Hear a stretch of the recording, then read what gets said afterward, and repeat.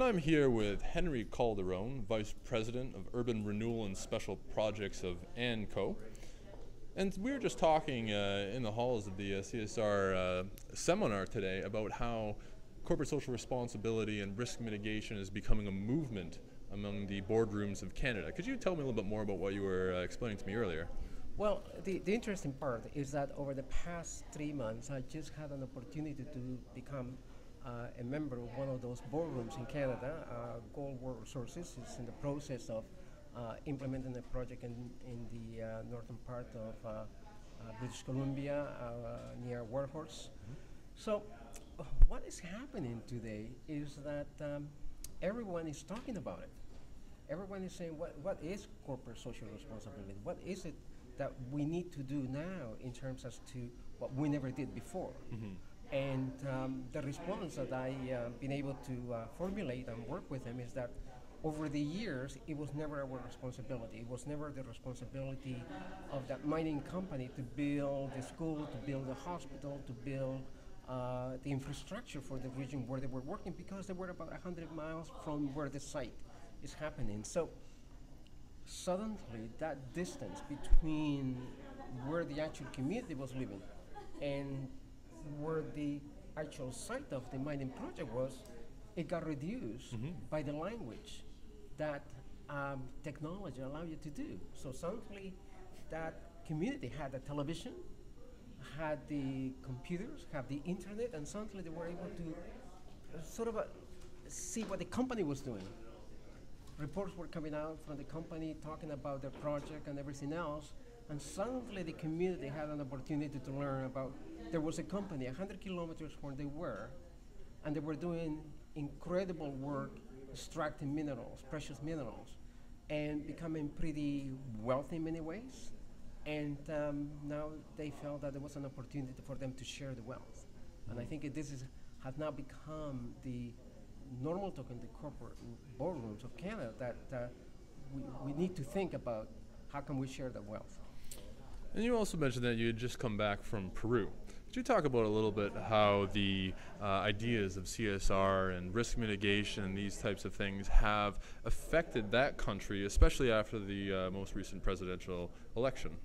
Well, it was interesting. I happened to be there during the election campaign, and the mining sector, the natural resources, became a key platform for the president to be elected, because he has gone into the regions where all these events were happening, and it was a time in which the administration felt that it was about to make some adjustments to early agreements, to set up new policy where somehow the opportunities for those villages, for those areas, were to bring economic growth.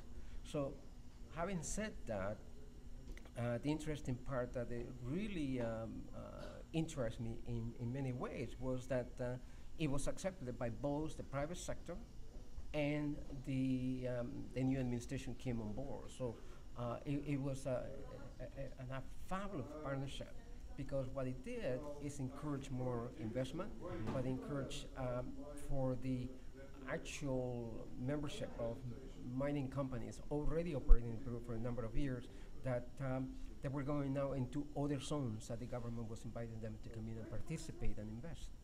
Oh, that's excellent. So you're an expert in urban renewal projects. So could you maybe explain to me a little bit about the relationship of how urban renewal and corporate social responsibility work together, and what's the synergy between the two? Well, the interesting part for me over the years working here in Canada and revitalizing neighborhoods like the Junction, now King Street East, I felt very strong in terms as to what corporate social responsibility is doing through all these secondary markets, different regions. And one of the key things I always felt is that creating economic development platforms around the formula of bringing perhaps the 21st century technologies into the area, bringing the internet into the area, bringing the libraries into the area, was something that we felt very strong about it when we were rebuilding communities.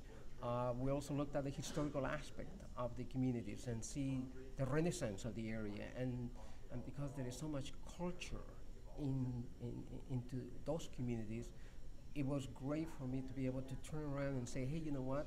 There is an opportunity here to bring history back to what it was 100 years ago, and still benefit from it because we could learn from it. Oh, Henry Calderon, thanks very much for joining us here today and sharing your expertise with us.